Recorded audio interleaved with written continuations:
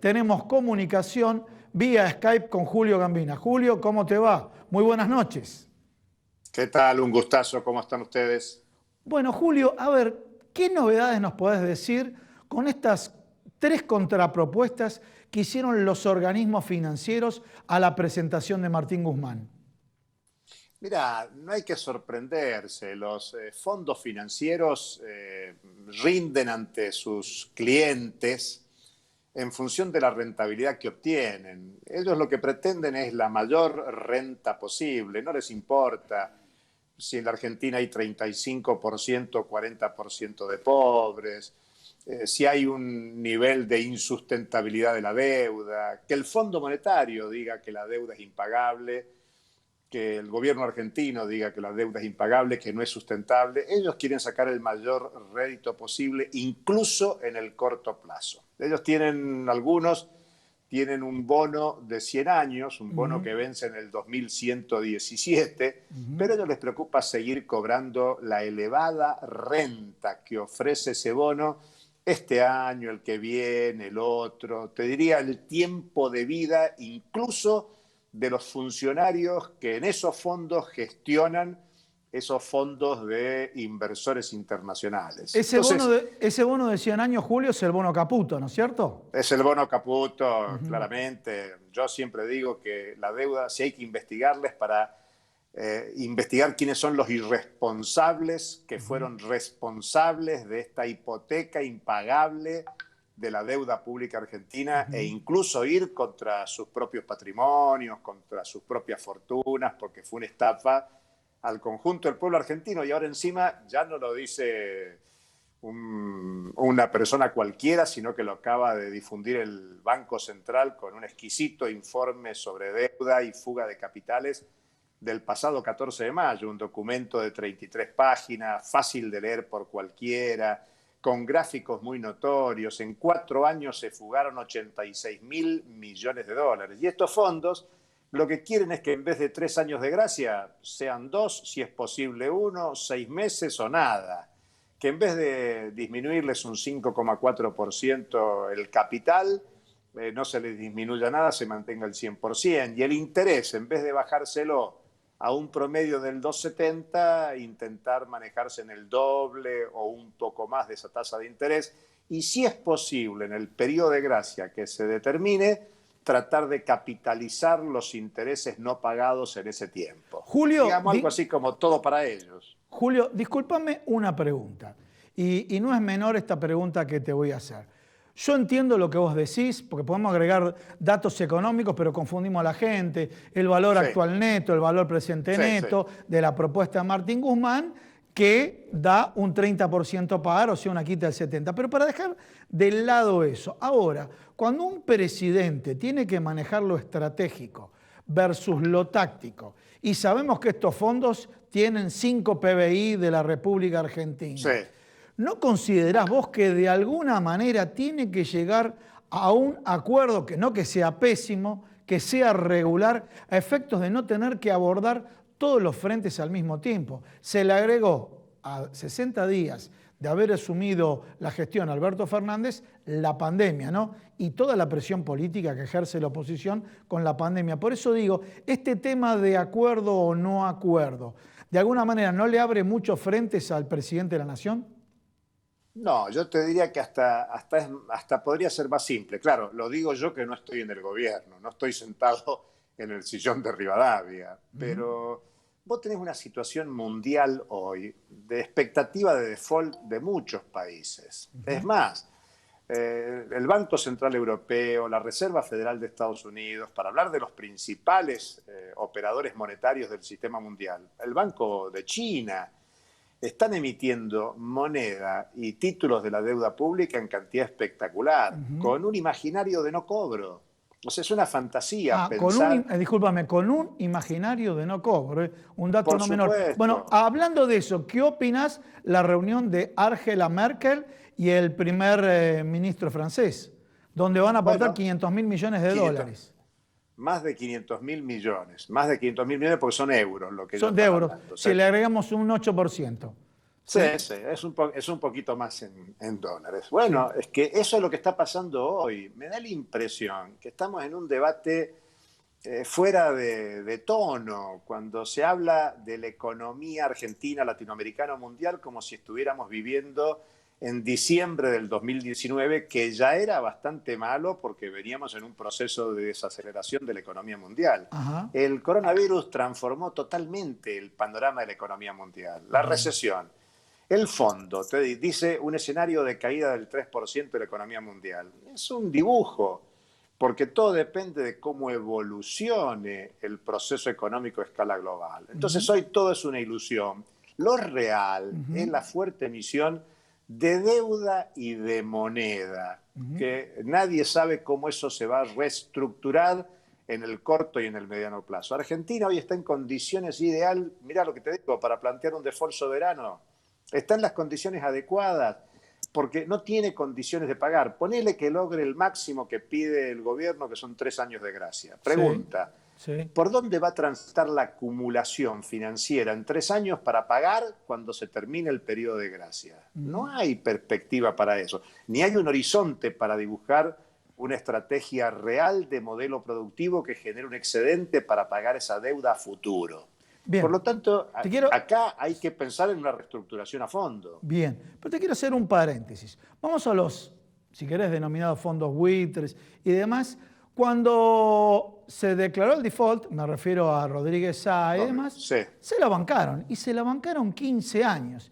Y después sí, cayó un presidente, en este caso Mauricio Macri, sí. y le pagó todo y en la negociación no negoció nada. Así. ¿Cuánto quieren, muchachos? ¿Quieren eso? Perfecto, le doy eso. Faltaba que le diga si quieren un poquito más, lo agregamos. Pero dejando de lado este aditamento que yo le agregué, bueno, de alguna manera no van a jugar a apretar el país y encontrar algún momento en cuanto el país esté mejor y comenzar con situaciones tales como lo que pasó con Fragata Libertad, cerrar los mercados internacionales. O sea, la pregunta te haría, en este escenario, Sí, un escenario sí. de choque total con estos grandes grupos, ¿qué pasaría con el comercio internacional? Mirá, este es un momento donde se está cerrando el comercio internacional a escala global. Sí, O sea, eso correcto. no es que la Argentina, por no pagar, va a entrar en una cerrazón. No, la cerrazón existe. La guerra comercial China, Estados Unidos es eso. Y el Brexit expresa la salida de la Unión Europea de Gran Bretaña y la búsqueda de un lugar desde la nación, la Gran Bretaña. Y creo que el mundo va a un tema de desglobalización. Son tensiones, momentos muy especiales, por eso digo que es el momento ideal para plantear una política unilateral que salga a buscar nuevas asociaciones en el plano mundial. Muy difícil, porque el territorio vecino de la Argentina no es el mejor. O sea, Bien. está rodeada por regímenes políticamente muy complicados para una estrategia alternativa. Pero no hay otra, porque el aislamiento viene de las condiciones de funcionamiento de la economía mundial. Bien, Julio, te hago otra pregunta y vamos a tocar el tema inflación. Para no aburrir a la gente, dio 1,5, convengamos que alimentos se disparó, no voy a desarrollar ahora, por ejemplo, 38 productos de la canasta básica que hace Consumidores Libres, donde realmente hay productos que se dispararon, así bajamos Sí. al terreno del día a día. Dio 1,5 porque había sectores que dieron negativo, turismo, servicios, etcétera. Pero dejando de lado eso, voy al tema del gobierno donde dice, extiendo el periodo de los precios máximos. Y de pronto te encontrás que, no este gobierno, viene porque se desmanteló, no pueden monitorear los precios y no tienen la estructura adecuada que conozca la cadena de valor para poder monitorear precios. A tal punto, mira, te comento algo, a tal punto que, por ejemplo, en el canal Farmacia prefieren no vender el alcohol común porque le llega de costo un precio más alto que el precio máximo. ¿Y dónde lo venden? En los kioscos. Y de pronto al gobierno se le está escapando ese tipo de conocimiento de la cadena de valor. ¿Cómo vislumbrás vos que puedan acomodar los precios de acá a los próximos meses? Mirá, la única solución en la coyuntura y en el largo plazo es establecer controles en las empresas que son fijadoras de precios. Y eso solo lo pueden hacer los trabajadores que están en el territorio fabril correspondiente. Eso supone abrir al control de los precios a los sindicatos, a las organizaciones sindicales, a establecer delegados en todas las grandes empresas. No te estoy hablando en todas las empresas, ojalá, sería importante, pero en todas las grandes que fijan los precios. Pero te van, disculpame, con este planteo te le van a decir, y bueno, al final Bolsonaro tenía razón, es un gobierno socialista. Yo siempre me tengo que poner del otro lado, Mirá, mi labor periodística. Pero ¿sabes qué? No hay que entrar en los debates que otros te quieren poner. No, pero está claro.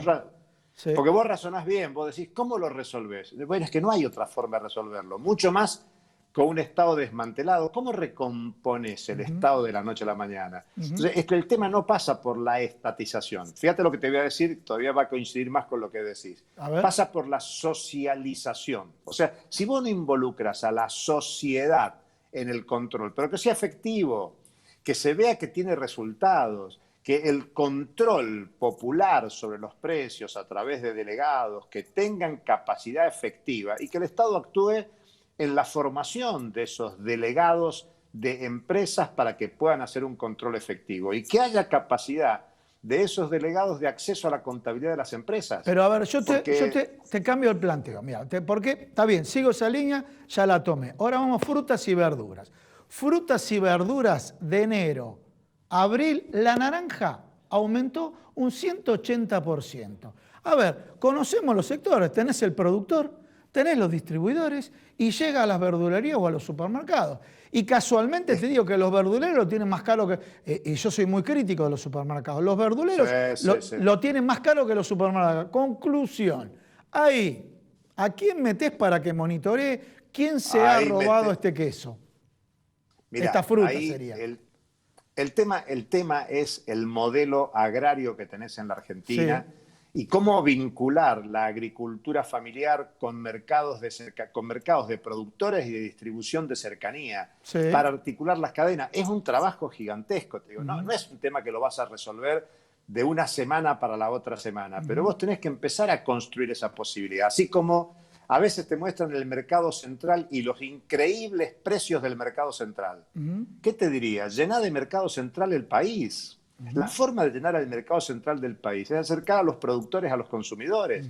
Que eso cuesta, que eso lleva tiempo, por supuesto. Ahora, poné el Estado al servicio de esto. Muchas veces te dicen, bueno, vinculado al tema anterior de la deuda, la cantidad de recursos que se está dilapidando en el pago de la deuda, reservas internacionales, que son del conjunto de la economía, volcalas a reconducir el aparato productivo de distribución de los bienes básicos esenciales, especialmente los alimentos. Si el mercado central funciona bien, explícame por qué no hay 20 mercados centrales, uno por cada provincia, uno por cada barrio, pensando en la ciudad de Buenos Aires, uno por cada territorio del Gran Buenos Aires. Explícame por qué no. Que hay que encontrar un lugar, que hay que desarrollar la infraestructura, que hay que generar los créditos. Los recursos están. Bien. Los recursos no solo están por el informe que el Banco Central muestra de la fuga de capitales de argentinos, sino porque hay reservas internacionales y hay capacidad de emisión. Y hoy el Estado argentino está emitiendo y la emisión, contrario a lo que dicen los teóricos habituales, no está generando la inflación. La gran emisión monetaria no es la generadora de la inflación, con lo cual tenés posibilidades de... Acá tuvimos la comunicación con Julio Gambina, muy importante lo que dijo. A ver si retomamos ahí para hacer el cierre. Julio, ¿ahí me estás escuchando? Perfecto, entró una comunicación, por eso se disparó. Bueno, hagamos el cierre entonces. ¿Cómo sería la conclusión de tu planteo? Dijiste acercar mercados en todo el país y qué recursos hay. Y también mencionaste que el tema de la emisión monetaria lo está haciendo el mundo y acá vimos que de alguna manera no fue inflacionario la emisión monetaria en este escenario, ¿no? En un escenario donde es recesivo. A ver, yo no voy a decir que la emisión monetaria no contribuye en parte a la inflación, pero no es la causa central, no es la causa principal como nos lo hacen ver los monetaristas. Mirá, yo te lo resumiría en todo lo que hemos estado hablando, que este es un momento para ejercicio de la soberanía nacional, de la soberanía popular. Es un momento para ser soberano, incluso hasta por las malas razones de la cerrazón que existe en el mundo. Si en el mundo hay cerrazón, es el momento para que la Argentina ejerza soberanamente decisiones de política económica. ¿Por qué? En la Argentina tenemos que seguir con la ley de entidades financieras de la dictadura militar que favoreció y extendió la extranjerización del sistema financiero argentino. Si el sistema financiero argentino se mueve con los recursos de la población argentina, la tendencia a la bancarización, los pagos de sueldo en los bancos, hace que los bancos se muevan con los recursos de la sociedad argentina. Por eso esos recursos tienen que volcarse al financiamiento de un modelo alternativo que satisfaga necesidades sociales extendidas. Julio, muchísimas gracias por comunicarte con nosotros, siempre tan claro. Gracias a usted, hasta cualquier momento. Te mandamos un fuerte abrazo y cuídate, ¿eh? Como dicen, por favor. Como dice mi hija menor, quédate en casa. Quédate en casa. Hasta pronto, chao. Chau, chau.